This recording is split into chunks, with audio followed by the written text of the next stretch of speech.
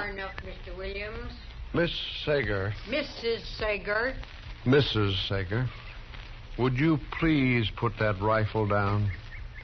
I came here without any guns, without any means of force whatsoever. You come here with force. Now, Mrs. Sager... Come here to force me out of my house, off my land. Mrs. Sager, please. Nobody shoves me off of my land, Mr. Williams. Nobody. This land is mine. It's free and clear, every inch of it. I've no doubt... My husband staked this land 25 years ago.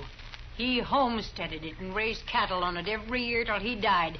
Every year till he died, he raised cattle on this land. I have every respect for you. And nobody takes me off this land, Mr. Williams, you or your filthy railroad or anybody else. My husband left me this land, and he said, Libby, this is your land and you keep it. I said, Howard, I swear by everything decent, nobody'll ever take this land away from me. A solemn and holy oath, Mr. Williams, to a dying man. Mrs. Sager, now, listen to me for just a minute. Well, I know what you're going to say. Just a minute. 1 minute, Mrs. Sager. Said it 100 times if you said it once. Please, Mrs. Sager, just 1 minute. Well, go on, talk then. Talk and get it over with. 1 minute. 1 minute. That's right. I represent the railroad. I know that. And we have reserved from the United States government a right-of-way of land across the United States for our railroad, Transcontinental Railroad, Mrs. Sager, Transcontinental. The United States government... United States government, I heard you. What do you want to do, scare me or something? Transcontinental, it's progress, Mrs. Sager. You can't hold back the time. That's what you always say. You can't hold Your back land. Your land, Mrs. Sager, is directly in the right-of-way. Now, we're willing, more than willing, we're happy to pay you 3 times the worth of this land. I said I wouldn't sell, Mr. Williams. How many times I got to repeat it? It's not a matter of... Mrs. Sager, please, I wish you'd lower that carbine. It's making me nervous. I noticed you shaking. The minute's almost up. The point is, you've got to sell. You're on public land to be reconverted. Now, we sent you a check and a notice to get off the land. No, not us. The United States government. That makes it mandatory, compulsory. It's a free country. Progress, Mrs. Sager, for the common good. It's a free country. I can live where I want, and this is where I'm living. And let me tell you something, Mr. Williams. I'm staying right here. You could have orders from the president. I'm just as good a citizen as he is. Now, you just scoot off on this property. I'd hate to have to call the United States Marshal. Now, Mrs. Sager, I don't like to use force when reason will do. Get off this property, Mr. Williams, or I'm going to remember the United States government has a law about trespassing. Did you hear me? Scoot.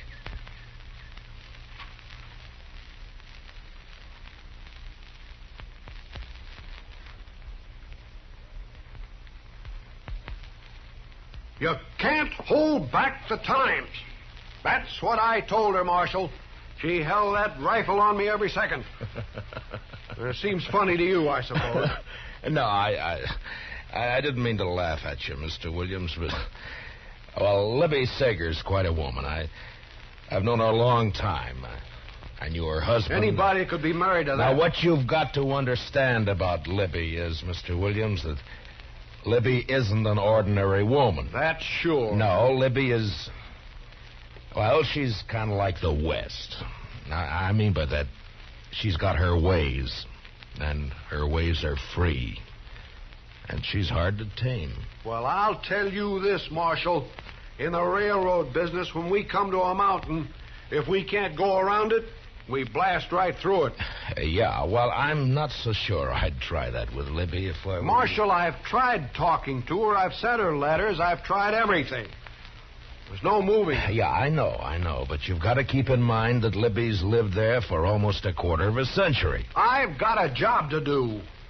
Look, can't you go around her land? Oh, fine. A straight line track for a few 100 miles, then all of a sudden it juts out for a few little acres, and then back to another straight line for another 100 miles. I would break it up a little, wouldn't it? Marshal, I want you to get out there with this order. It's an order to vacate. Every time we send her a check, she sends it right back. So here's a check to go with the order. Look, Mr. Williams, she's not going to move. I know that woman, and she's not going to move. That's the United States government order, and you're the United States Marshal. Oh, please, Mr. Williams, don't remind me of my duties. There's some things I don't like about this job. Eviction and seizure. Chester. Yes, sir, Mr. Dillon. Eviction. Federal order. Libby Sager, yes, sir. You weren't listening at the door, were you, Chester? Oh, no, sir. My, absolutely not, Mr. Dillon. It's just I am cursed with wonderful ears. Comes from so many nights out hunting. Why, my whole family got ears. All right, Chester. Mr. Dillon, isn't there some way the railroad can go around that property? I purely hate to see that woman. He's made me a villain when I'm just doing my job. Yeah. All right, Mr. Williams, I guess we all feel a little like that right now. Come on, Chester.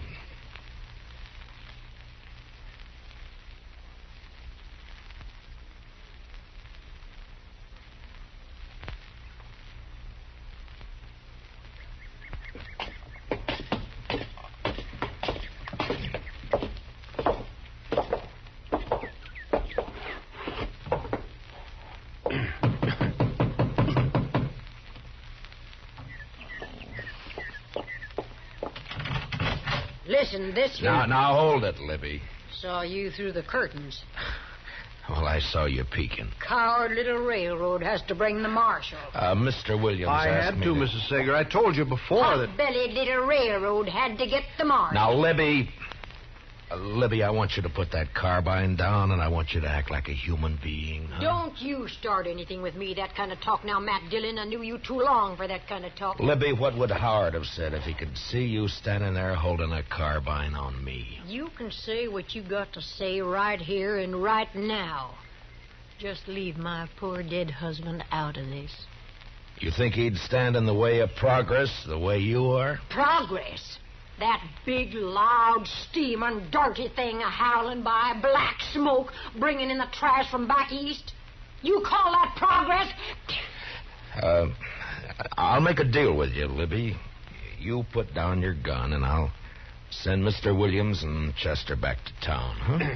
I got nothing to say to you, Marshal. Chester? Yes, sir, Mr. Dillon. Here, take my gun, Chester. And this. What are you doing, Mr. Dillon? You took off your star. I'll take it back to the office with you and take Mr. Williams with you, too. Libby and I are going to talk. Yes. Come on, Mr. Williams. You can't hold back the times, Mrs. Sager. Get him off here, boy! You better go, Mr. Williams. I'll see you back in town, Marshal.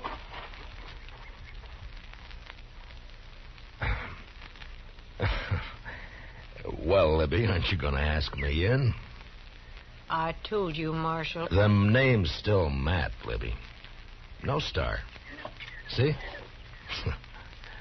Now, can I come in? Well, I suppose. Thank you.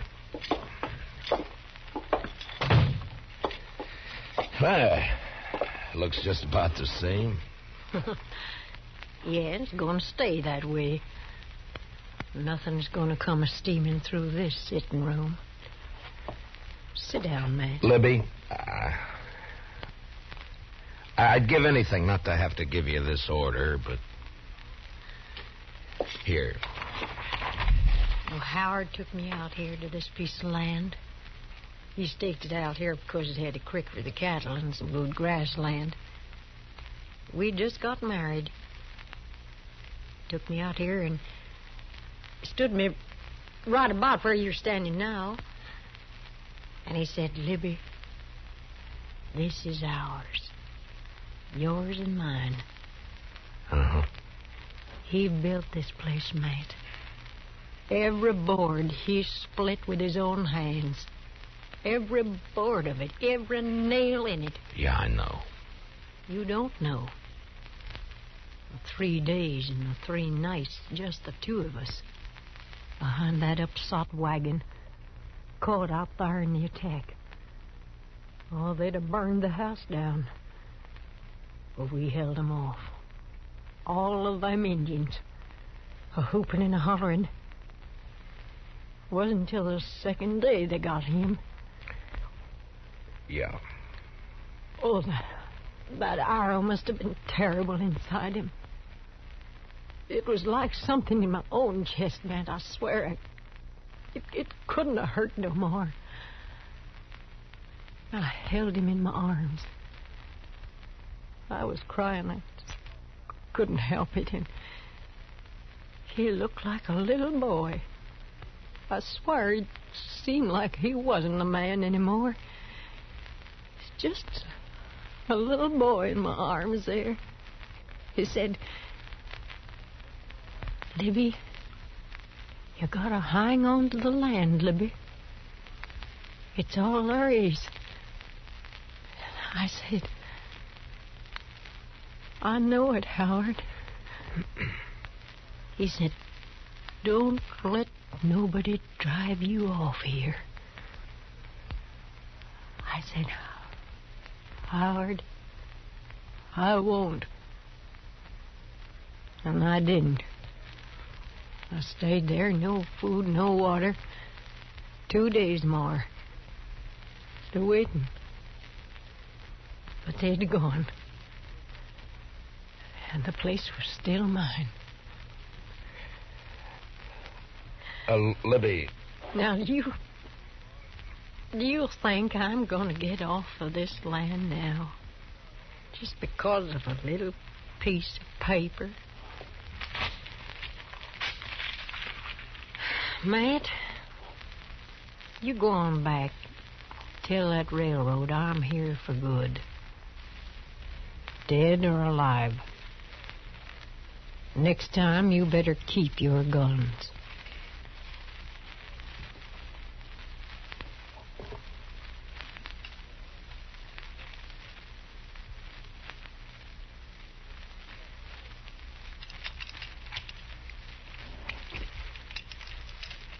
Marshal?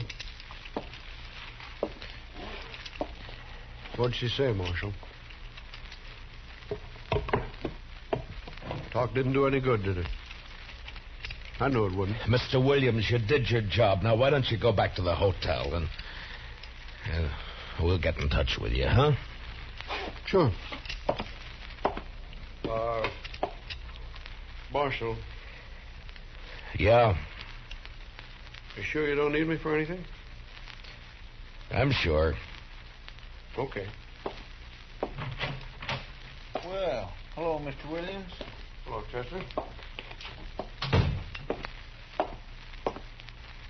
Where's he going, Mr. Dillon? I sent him back to the hotel, Chester. Hand me that chamois there, will you? Yes, sir. Here. Oh, thank you. Mr. Dillon? What? If she don't leave peaceable, you gonna carry her out? Well, we'll see what happens, Chester. I mean, if she don't come out peaceable. Look, Chester, that railroad's going to be here for a long time. A long time. Now, there are going to be a lot of people dependent on it for beef and for everything else. And Libby's just one person. Just one person. One person, yes, sir. That's right. That's right, Mr. Dillon. Mr. Dillon, I've never seen you like this before. Chester, I can't do it. All right. You gave her 10 days to give you an answer, Mr. Dillon. And the order come down almost a month ago. You did everything you could. If you asked me, you oughtn't to feel bad. You just got to do it, that's all. Never hurt anybody. Paid all her bills. Now we got to run her off her land. Well, it wasn't nobody's fault that Howard Sager homesteaded on what was going to be a railroad track. Wasn't his fault, nor her fault, nor your fault. Wasn't even the railroad's fault. I know you're right, Chester. You're right. And Mr. Dillon, she'll have enough money she can live anywhere. Yeah. Yeah, sure. Anywhere except where she really wants to live. Well, Yeah, I know, Chester. Well, it's almost 10:30. We gave her till noon today. I guess we better get packing. Guess we better.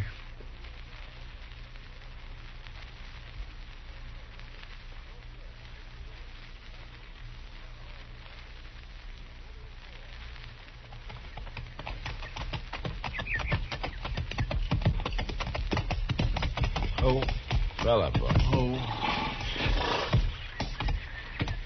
Well, sir. Here's the gate. Go ahead, Chester. After you, Mr. Dillon.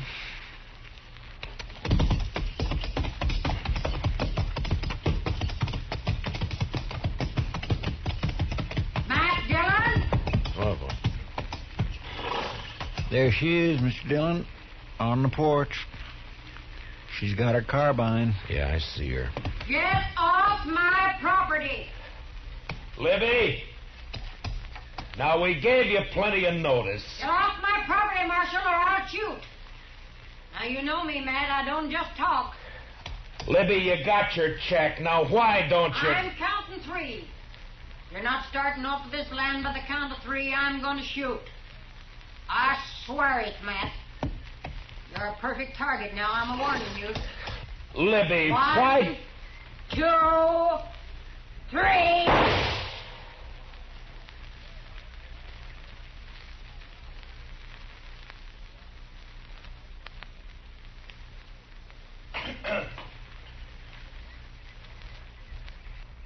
Come on, Mr. Dillon. That big rock over there.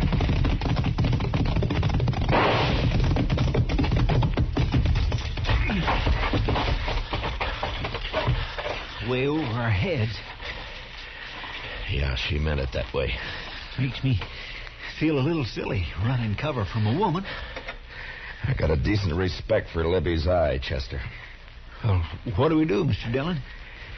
Well, We can't just stay here forever. look. Maybe we can sneak up from the other side. You think you could work your way around? I imagine so. All right. And Chester. Now, don't worry, Mr. Dillon. I'm not going to use no gun. All right. If you can get in the house and get that rifle away from her, I'll just stay out here and try to keep her attention. Yes, sir. Okay, good luck.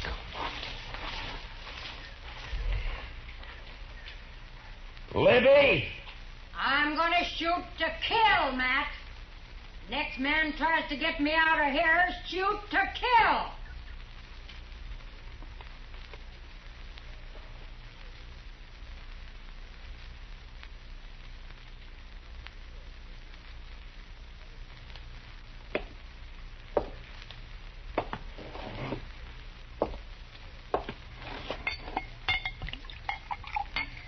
Hot. That's right, Sam. Here's to you, Williams. Sure. I must be getting drunk. Even this stuff tastes good. Sam, I can't help but admire that woman. But then I'm always the one to boost the underdog. we got to start construction on the 18th to keep the schedule. You haven't even had a chance to start surveying. One woman standing alone against a whole mess of us. Spikes, crew, rail, It's inspiring. ties all creosoted. I'll get bounced, sure. Let me tell you, Williams, she's 1 out of 1,000,000. Quite a woman. Quite a woman. Yeah. I said then, and I say right now, nobody takes that woman off her land alive. Nobody. She's got more real stuff in her than you and me put together. You're drunk. Hanging on to the last breath. Why, it's wonderful. Woman like that can't hold back the progress of a whole nation. Absolutely not. Nobody can hold back the time. Time and tide wait for no man. If everybody felt like her, there wouldn't be any railroads. There wouldn't be any progress whatsoever. You need a drink. Maybe I do. Sam? I don't think that marshal's doing a thing out there. Minion of the law. Strikes me as sentimental, that marshal. Oh, I don't know. Point is, there's a job to do. I think we ought to go out there and prod him. Well, you said he told you to stay in the hotel room. I know. No, that's what you said. Well, if you want to go down there, it's fine with me, but that's what you told me he said. Well, how does it look, the railroad representative taking the afternoon off at a time like this, huh?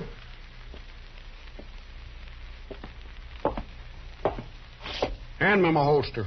Huh?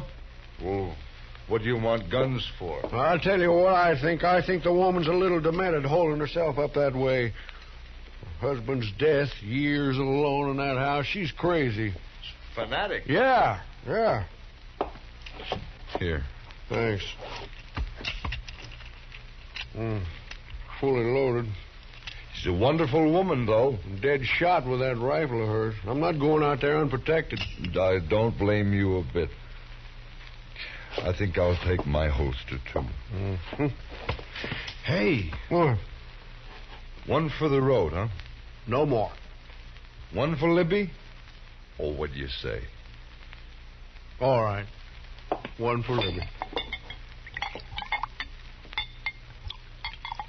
To Libby Sager. The spirit of the Old West. Right. Hey, you know they'll write a song about her? How the track was built over her soul? And they'll write a song about us, too. Oh, stop it. You're drunk.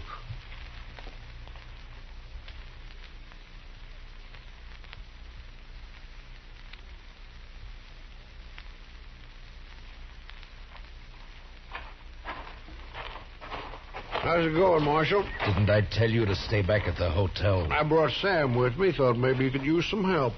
Sam, where's... Huh? Hello, Marshal. You don't mind if we just stick around, do you? Well, stay back and keep quiet. Where's your friend? Trying to sneak in the back. Only trouble Marshal? is... Right here, Libby. I got my eye on that sidekick of yours. You either call him back or I'm going to have to shoot him. Chester! Oh, coming, Mr. Dillon.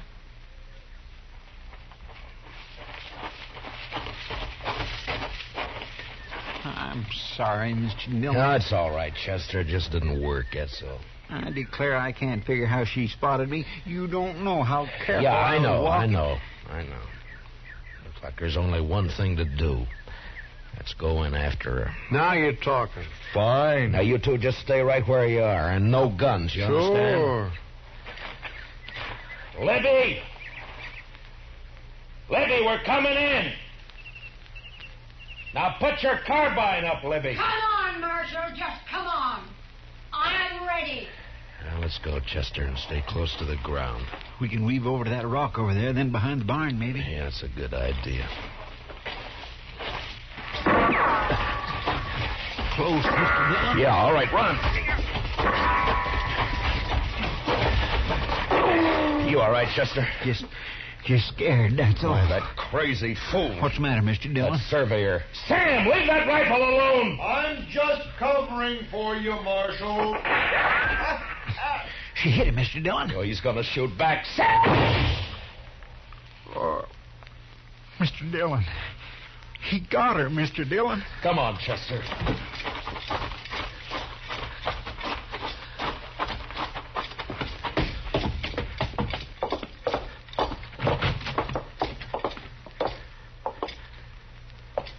Libby? A good shot, Marshal. It wasn't him, Miss Sager. Lift up her head, Chester. It's better this way. Matt. Much better this way. Marshal? Oh, I didn't mean to, Marshal. I told you to put up that gun. Oh, I was trying to cover for you. When she got me in my shoulder, I didn't think. I just... Might. You just lay quiet, Libby. We'll send for the doc. Now you let me be. Say, Matt. Yeah, Libby. Matt, I bet you people don't forget me so easy. They won't, Libby. You know, Matt, I'll bet they'll remember me every time.